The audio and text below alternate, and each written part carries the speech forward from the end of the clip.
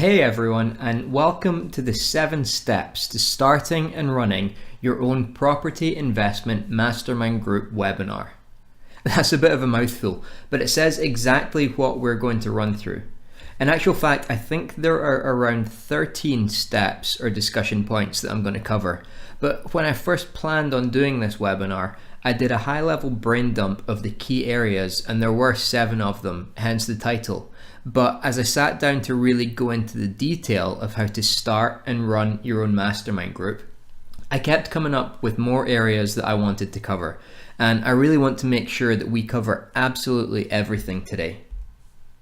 If you don't know who I am, my name is Mike Stenhouse, and I am in the fortunate position where, as well as being a full-time property investor, I also get to speak to a lot of people in the property investing world through my podcast, Inside Property Investing. This image is actually a little out of date now. It's closer to 150 interviews I've done now with some of the most successful property investors in the world. And I also get to spend a lot of time helping those who are just getting started. Regardless of what stage these investors are at, there are some common fears and struggles that we as property investors all face at some point. And I'm sure you'll be familiar with these and might even be facing some of them right now. This one particularly was a big one for me when I was first starting out, and even still up until only a few years ago. My friends and family don't understand what I'm trying to do.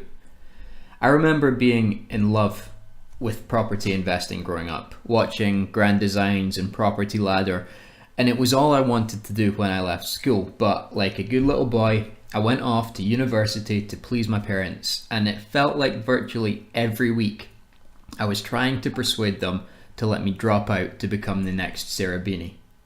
Even after I'd graduated and flipped a number of houses whilst working full-time, they were still reluctant for me to quit the day job. And even my father-in-law, who owns a letting agency business, didn't think getting into property was the right thing for me.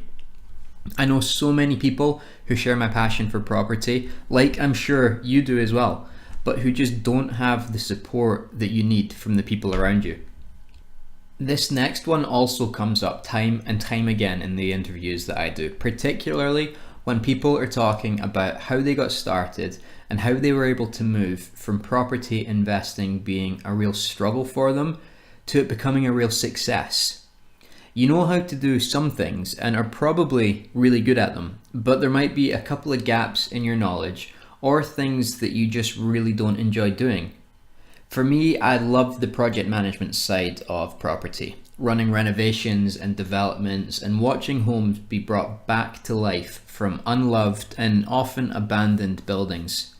I'm terrible at the detail side of things though, particularly when it comes to managing tenants and tenancies and all of the paperwork and technicalities that involves. And you'll find out a little later the irony of me being terrible at that particular thing, but I just find it such a headache. But it's so common that we all feel like we need to be able to do everything ourselves, and even if you don't want to do it all, you often don't know how to do it any other way.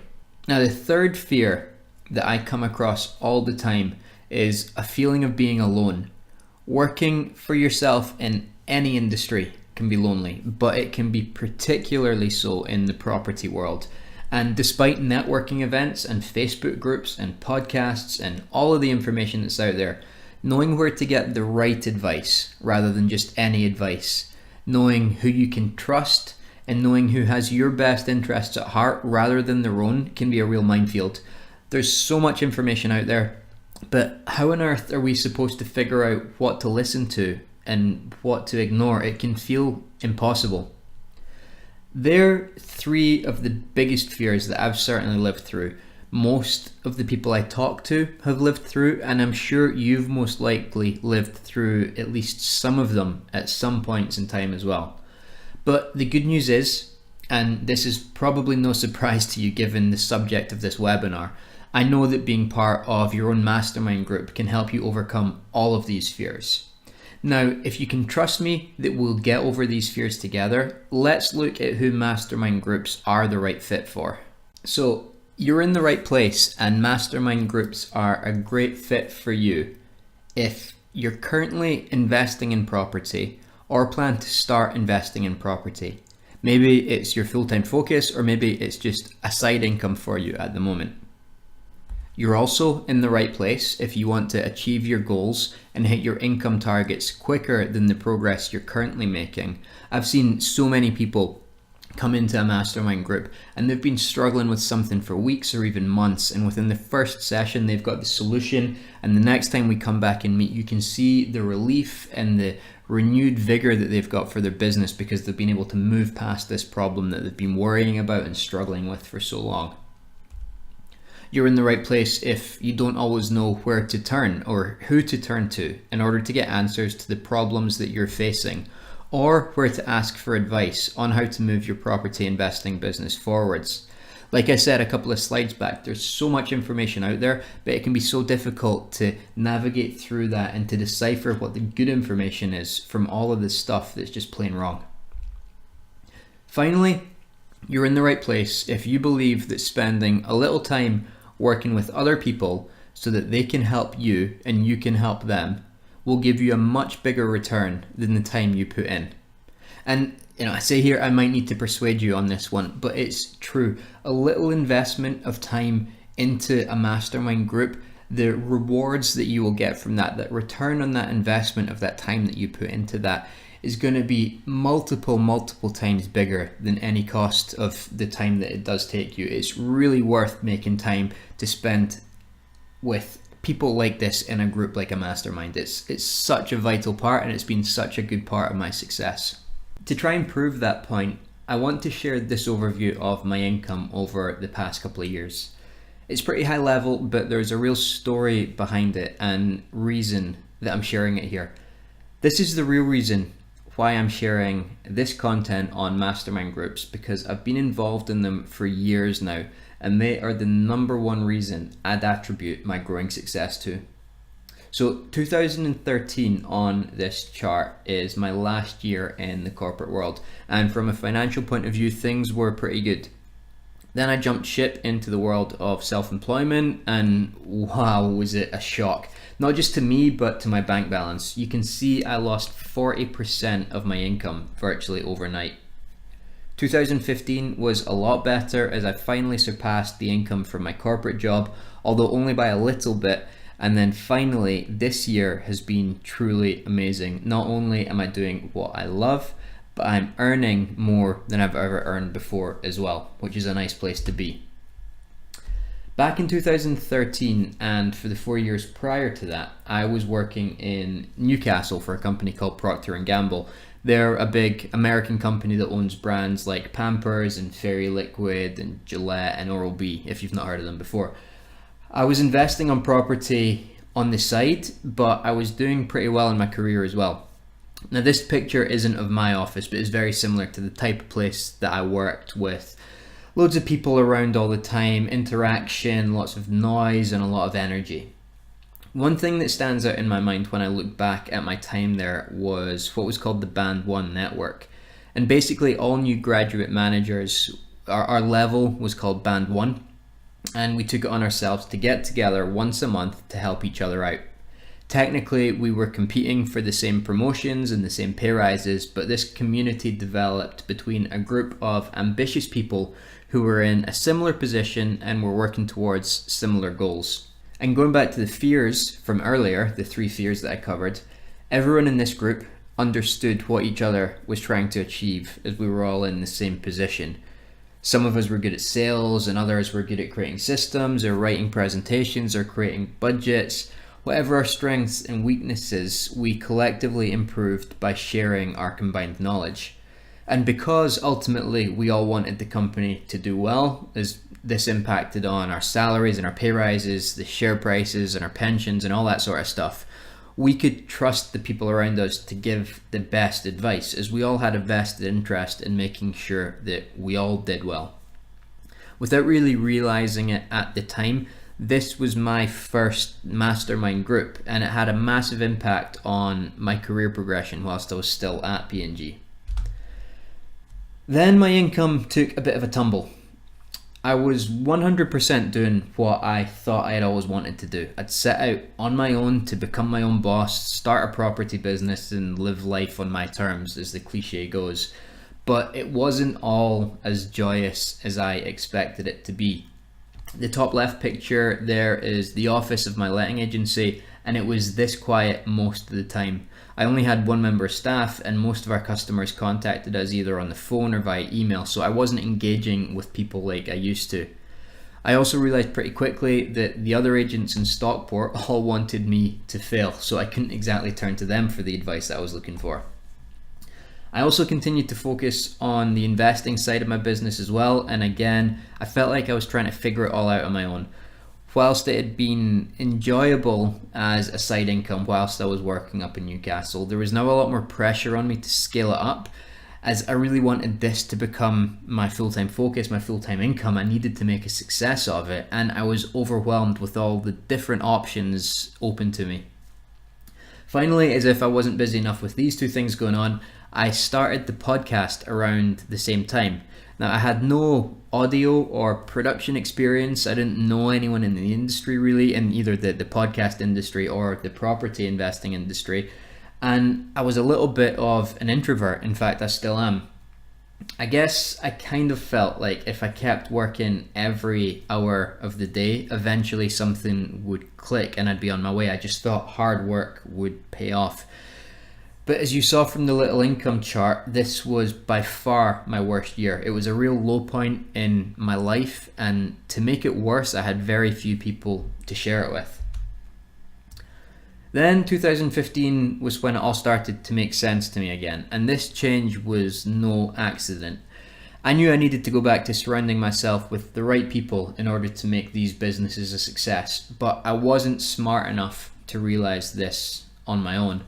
I was invited to attend a mastermind group for letting agencies down in London, and realised that so long as I wasn't in the same town as these people, they were really helpful and supportive as a community as well. The mastermind group, and it was called a mastermind group, it was one of the first times I'd seen anything advertised as a mastermind group, despite it have been around for centuries almost. But this group was run in a very similar manner to how I run my groups now, and I guess it reminded me of the Band 1 network that I'd been part of at P&G. I'm stating the obvious here, but getting advice from other letting agents who had lived or were living through the same struggles that I was facing was the start of the turnaround for my business. As soon as I'd experienced that, I jumped into opportunities to meet people wherever I could. So for the letting agency, this mastermind group became a regular thing until I moved away from that business. For the podcast, the real knowledge was in America, so social media and specifically Facebook groups opened my eyes on how to successfully create and launch a podcast, and I couldn't have done it without that support. And on the property investing side of things, I started attending and then actually speaking at my local property networking meetings before creating my own mastermind groups, which kind of crossed the gap between the investing side of my business and the podcast side, as a lot of my podcast guests were the first members of my own mastermind groups. It's pretty clear that mastermind groups in one form or another have had such a major impact on my business and my overall success, and that is why I want to share this way of networking with as many people as possible. That's more than enough about me though. We're here to talk about mastermind groups, and that is what I want to focus on. So, the idea of people getting together to help each other achieve their goals has probably been around since early civilization. Benjamin Franklin started one of the most famous historical examples of a mastermind group in the 1700s, but the term mastermind itself was coined by Napoleon Hill in some of his writings. Think and Grow Rich, which is the most famous reference to a mastermind, was actually his second book that he mentioned them in. But just as a side note, it's absolutely worth reading if you haven't come across it before. It's an amazing book and really helps you understand all about running successful businesses. Now, he describes them in this book as the coordination of knowledge and effort of two or more people who work towards a definite purpose in the spirit of harmony. And that's fundamentally what they are, even to this day, a group of two or more people sharing knowledge and effort to help each other achieve their goals. Modern mastermind groups have strayed to varying extents from this original definition, and a lot of people are simply using the term now for marketing purposes without really delivering the real core of what a mastermind group should be. But give or take, any group, regardless of what it's called, that encompasses these things is a form of mastermind group. Brainstorming obviously requires more than one person and involves sharing ideas to overcome a problem or to come up with a solution. This is one of the main elements of a mastermind hot seat session, which I'll cover in detail later. Education happens by default whenever you get together and have discussions with other smart people. It's not about one person lecturing the rest of the group in a mastermind though. It's about everyone learning from each other's shared experiences. Similarly, the networking happens almost as a byproduct. As you start to know, like, and trust the people in your mastermind group, their strengths become apparent and your own network grows to encompass everyone that they know as well. Accountability is one of the most beneficial elements of a strong mastermind community. It's really one of the most important. How often have you had a great idea or heard a suggestion from someone, but because other priorities and life in general get in the way, you never get round to making that change? Well, it's these small changes that over time add up to have major positive impacts on your business. But if we're not held accountable to make these changes, nothing ever happens. With a good mastermind community around you, you'll always have people encouraging you and making sure that those changes really do start to happen. So, time to get into the good stuff. What are we going to cover so that you can leave here ready to create and start your own property investment mastermind group? Like I said before, there are actually more like 12 or 13 different areas to cover, and they break down roughly into these three sections. Section 1 is all about the members of your mastermind group. How many people should be part of your group? Are bigger groups better than smaller groups? Can you have too many people in a mastermind group? Then you need to make sure that you get the right people in your group. This is so important. If your group members don't have the right fit, then none of you will benefit from it. Obviously, you need to know how to find the people that you hope are going to make up your group. And finally, we'll cover how to approach them to make sure that your dream team all say yes when you ask them to join you.